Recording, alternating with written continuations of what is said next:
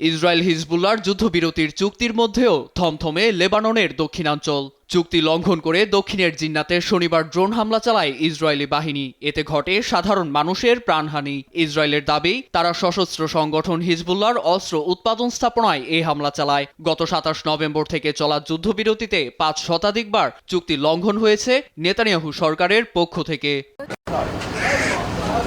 যখন পরিস্থিতি, তখন তত্ত্বাবধায়ক সরকার বাতিল করেছেন লেবাননের প্রেসিডেন্ট জোসেফ আউন। ২৪ জন নিয়ে এবারের মন্ত্রিসভা। প্রধানমন্ত্রী হিসেবে দায়িত্ব পেয়েছেন ইন্টারন্যাশনাল কোর্ট অফ জাস্টিসের সাবেক প্রেসিডেন্ট নওয়াফ সালাম।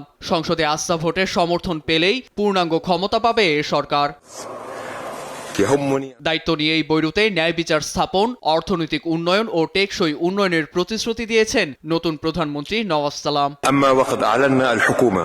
আমি আশা রাখছি সরকার প্রয়োজনীয় সংস্কারে নজর দেবে। যুদ্ধবিরতি প্রকৃত অর্থে বাস্তবায়ন প্রয়োজন। লেবাননের মাটি থেকে ইসরায়েলি সেনাদের সরতেই হবে, কারণ এটি সংস্কারের পূর্বশর্ত।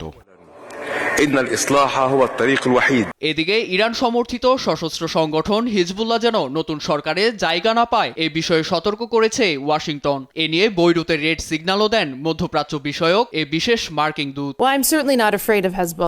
আমরা হিজবুল্লাহকে ভয় পাই না, তবে পরাজিত সংগঠনটি লেবাননের শান্তি নষ্টের মূল কারণ। তাই আমরা তাদের জন্য লাল সীমানা বেঁধে দিয়েছি। ছদ্মবেশীয় সরকারের জায়গা না পায় তা নিশ্চিত করতে হবে। শনিবার লেবাননের বিদায়ী প্রধানমন্ত্রী নাজিব মিকাতির সঙ্গে সাক্ষাৎ হয় এই মার্কিন দূতের। আলোচনা হয় লেবাননের সার্বিক পরিস্থিতি নিয়ে। নীরব দাস, নিউজ ডেস্ক, দেশ টিভি।